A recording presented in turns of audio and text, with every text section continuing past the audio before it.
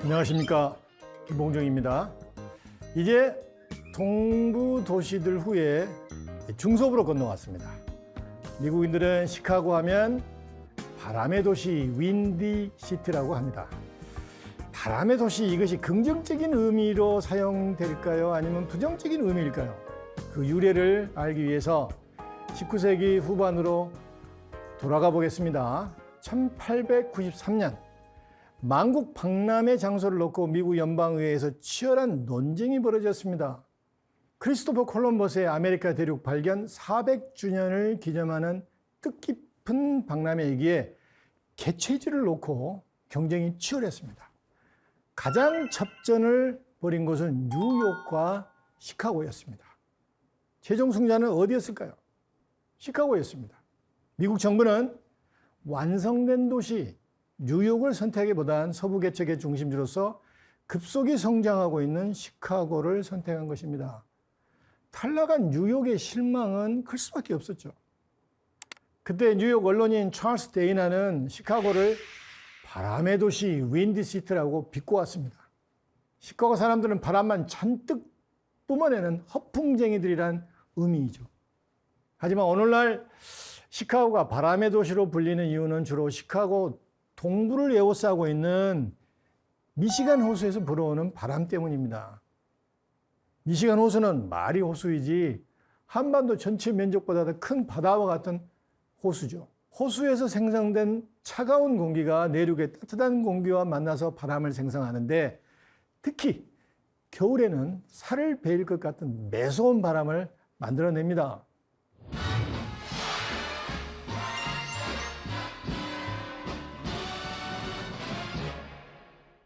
1893년 만국 박람회를 기념하기 위한 미국의 역사학회가 시카고에서 개최되었는데 그때 프레드릭 잭슨 터너 교수가 미국 역사에서 프론트의 의미라는 논문을 발표했습니다. 이것이 미국 역사학의 이정표적인 학설인 프론티어 이론입니다.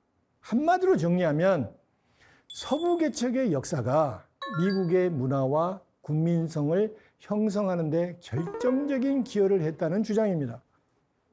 그때까지만 해도 미국 문명은 유럽의 문명이 미국의 동부에 이식되어서 그것을 바탕으로 미국의 문명이 형성되고 발전되었다는 것이 정설이었습니다. 역사가들은 주로 아이비리그 대학 등의 동부 출신이든지 옥스퍼드나 캠브리지와 같은 유럽의 명문대 출신이거나 그 출신 스승으로부터 교육을 받았던 이른바 동부 엘리트들이었습니다.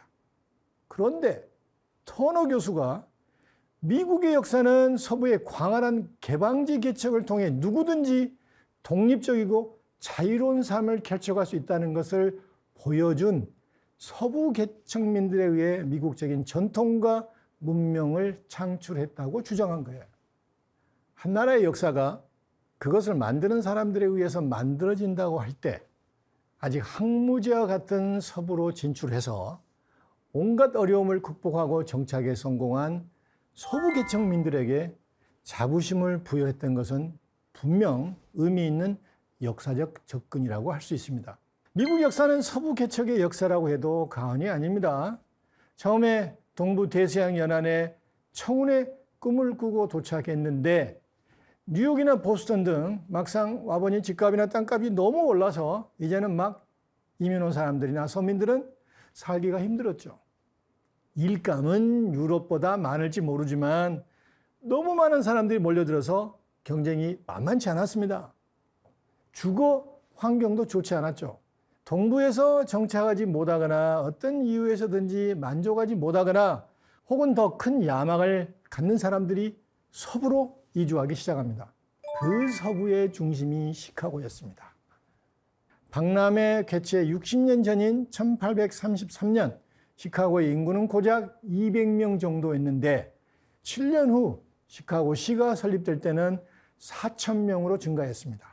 1850년에는 2만 8천 명으로 증가하더니 남북전쟁이 발발할 당시 시카고는 무려 11만 명으로 증가했고 1880년에는 50만 명으로 늘었고 박람회 때는 100만 명이 넘었습니다.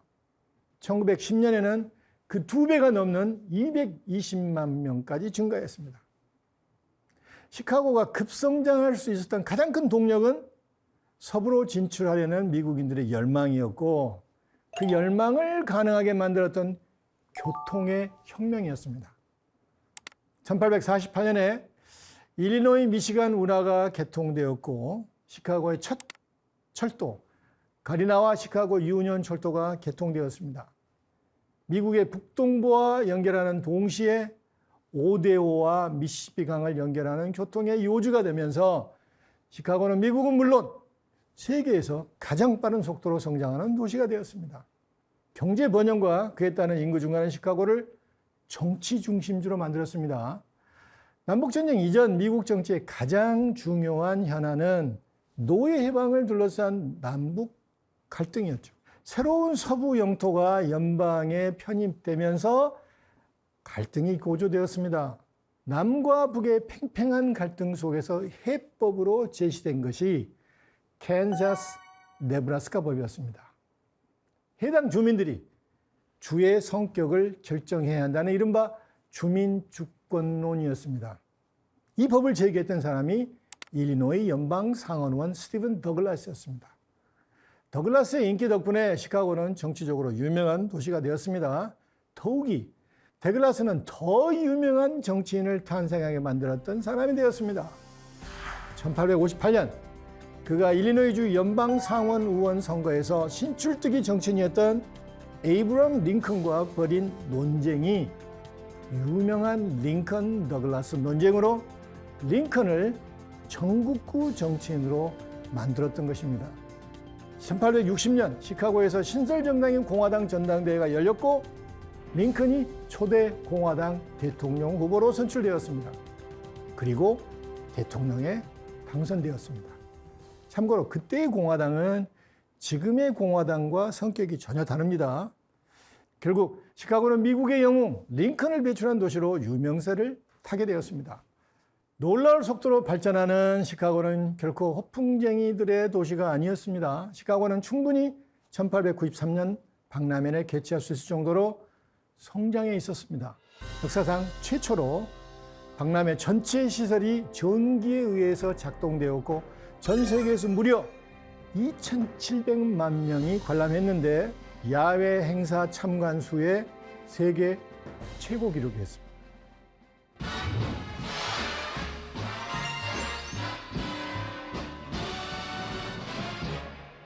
남북전쟁 이후 시카고는 이 산업으로 유명해졌습니다. 바로 육류 포장 산업입니다. 남북전쟁은 미국의 음식 문화에 많은 변화를 가져왔습니다. 그 중에 하나가 소고기 문화였습니다. 원래 빕스테이크는 뉴욕의 노동자들이 즐겨 먹던 일종의 패스트푸드였죠. 바쁜 노동자들에게 요리 시간도 그렇게 길지 않는 빕스테이크는 빨리 먹을 수 있고 또 단백질도 풍부히 섭취할 수 있는 최고의 음식이었죠. 그래서 미국 사람들은 잘 익지 않아 피가 흐르는 레어 빕스테이크를 좋아하는지 모릅니다. 남북전쟁 동안에 뉴욕의 병사들을 통해서 순식간에 다른 지역에서 온 병사들에게도 알려지게 되었고 전쟁 이후에도 소고기를 찾는 사람들이 폭발적으로 늘어납니다. 그래서 철도의 요충지인 시카고는 미국 내 소고기 유통의 메카가 되었습니다. 1870년에는 300만 마리의 소화돼지들이 시카고에서 도축되었고 20년 뒤에는 무려 1200만 마리가 도축되었습니다. 시카고는 세계 최대의 도축 도시가 되었습니다. 필요는 발명의 아버지라고 할 수 있죠. 육류를 도축해서 빠른 시간에 다른 도시로 배송하기 위해서는 얼음 포장만으로는 한계가 있겠죠.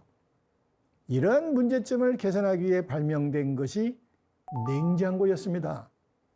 냉동 기차로 더 오랫동안 더 멀리 떨어진 지역까지 납품할 수 있게 되자 시카고의 육류 포장 산업은 폭발적으로 성장했죠.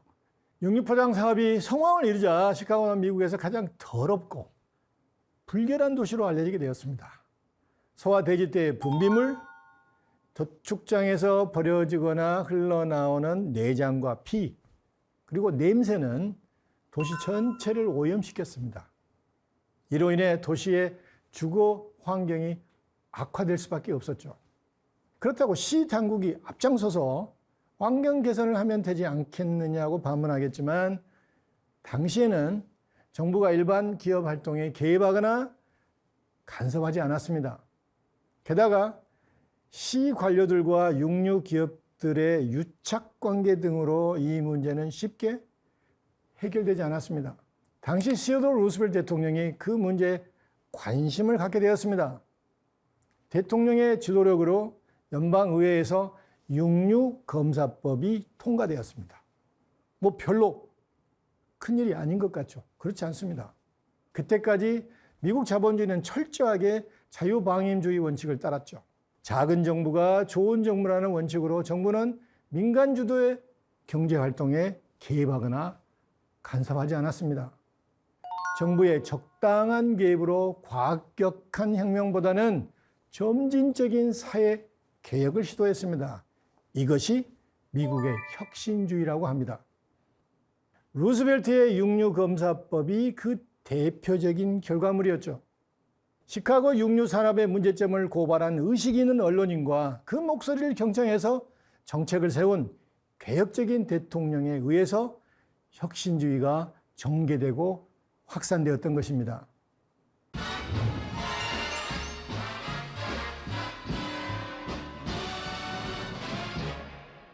(1919년) 미국 수정헌법 제18조로 연방정부는 술 제조와 판매를 법적으로 금지시켰습니다. 하지만 금지법은 갱스터 시대를 열고 말았죠. 1933년 금지법이 폐지될 때까지 밀주 거래를 놓고 대도시를 중심으로 벌어진 갱단의 세력 다툼은 크나큰 사회적 문제가 되었습니다. 시카고는 당시 가장 악명 높은 마피아 알 카포네가 활거했던 중심지였죠.